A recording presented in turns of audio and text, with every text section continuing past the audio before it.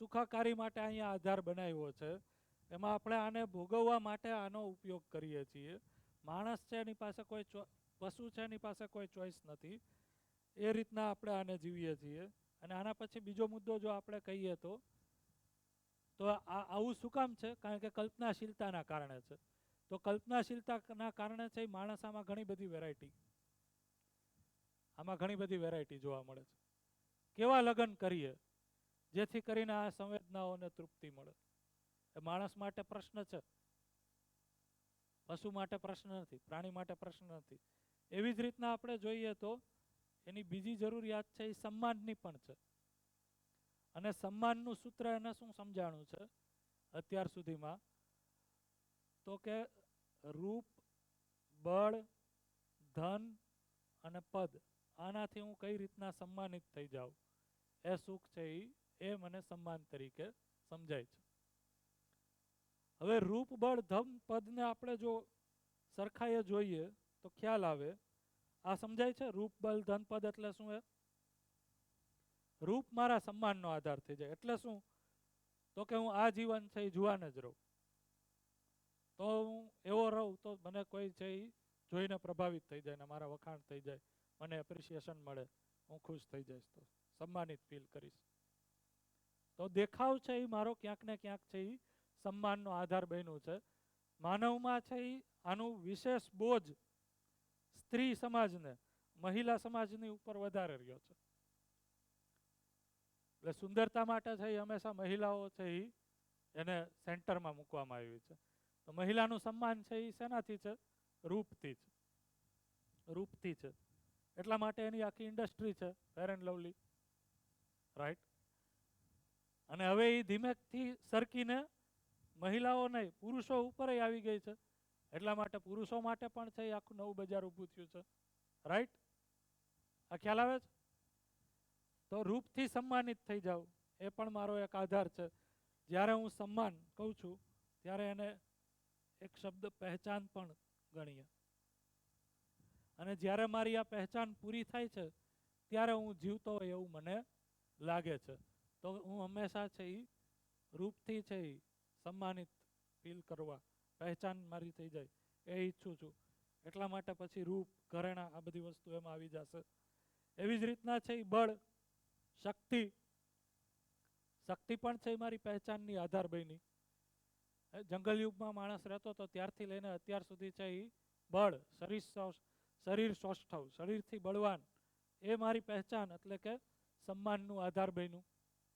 એટલા માટે માણસે છે એ બળ પણ અર્જિત કરવાની છે એ કામના કરી, ચાહના કરી.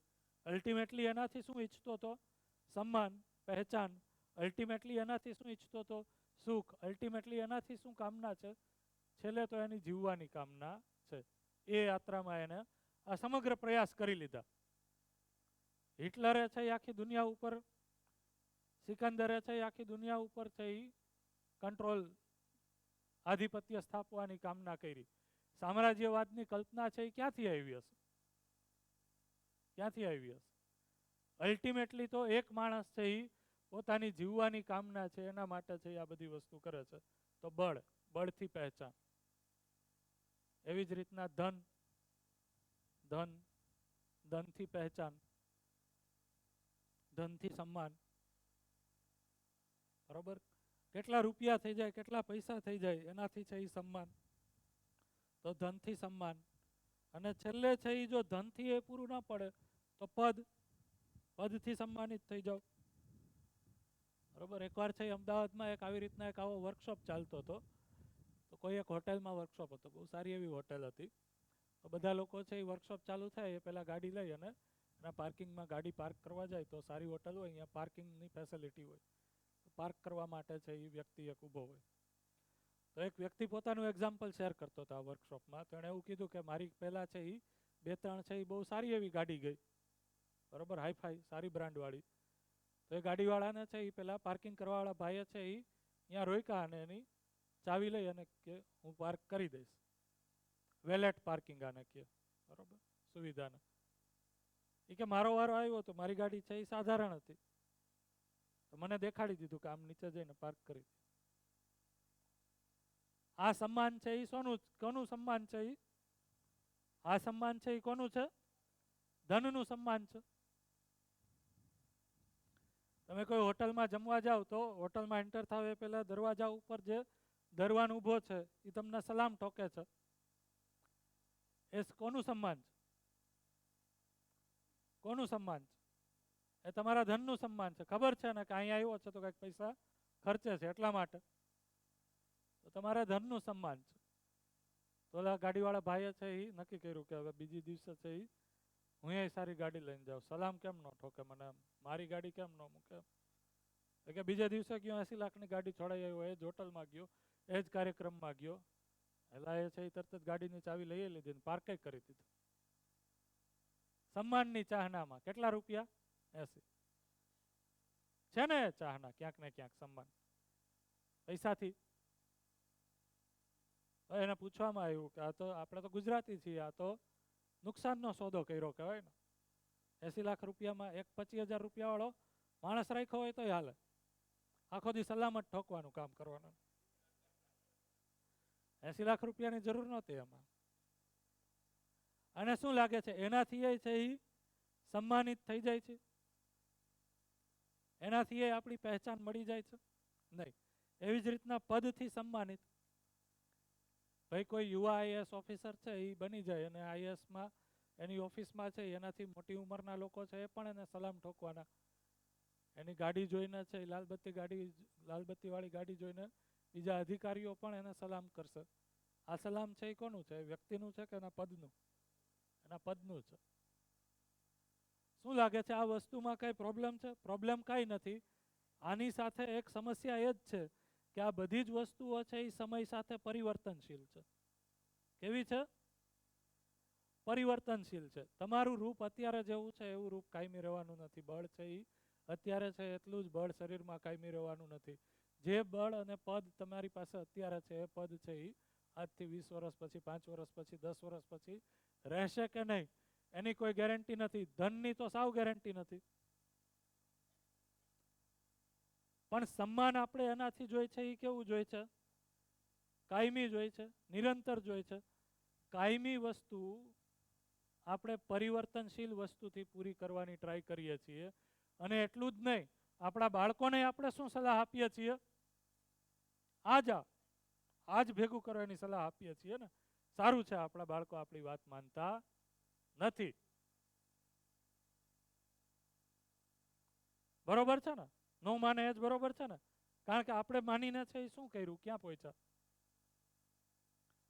જો આપણે અહીંયા આપણે હોય આ જગ્યાએ આપણે ઊભા હોત તો આપણા બાળકો આપણું માનત. આપણા બાળકો આપણું માનત. તો કહેવાની વાત એ છે કે આપણે આપણી ઓળખાણ કે સન્માનને જે કાયમી આપણે જોઈ છે એને પરિવર્તનશીલ વસ્તુઓનો આધાર બનાવી દીધો.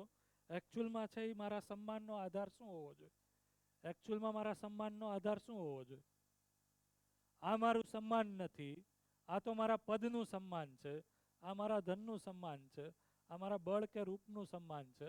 તો હકીકતમાં છે એ સન્માનનો આધાર શું હોવો જોઈએ? બોલો. વિચારકો છો ને તમે બધા લોકો, સમાજને વિચારતા કરવા વાળા લોકો છો. શું હોવો જોઈએ? હે? સંસ્કાર હોવા જોઈએ. મારો વિચાર, મારું વ્યક્તિત્વ, મારું આચરણ, મારો વ્યવહાર એ મારા સન્માનનો આધાર હશે કે મારું પદ, મારું ધન એ મારા સન્માનનો આધાર હશે? પાછું જો ગજબની વાત એ છે એકચ્યુઅલમાં છે આવું. તમને ધારો કે એક સિમ્પલ પ્રશ્ન પૂછવામાં આવે, 4 વ્યક્તિના છે એ નામ કલ્પના કરો જેને તમે એકચ્યુઅલમાં સન્માન આપતા હોય. બોલવા નથી, તમે ખાલી કલ્પનામાં જ લઈ આવો. જેને તમે એકચ્યુઅલમાં દિલથી સન્માનિત કરતા હોય, આદર આપતા હોય. આ 4 વ્યક્તિના નામ છે એનો આધાર રૂપ, બળ, ધન, પદ છે? છે? નથી. એ નથી. જ્યારે આપણને ખબર પડે ને કે આ વ્યક્તિ છે એ રૂપથી સુંદર છે પણ વ્યક્તિત્વમાં છે એ કુરૂપ છે,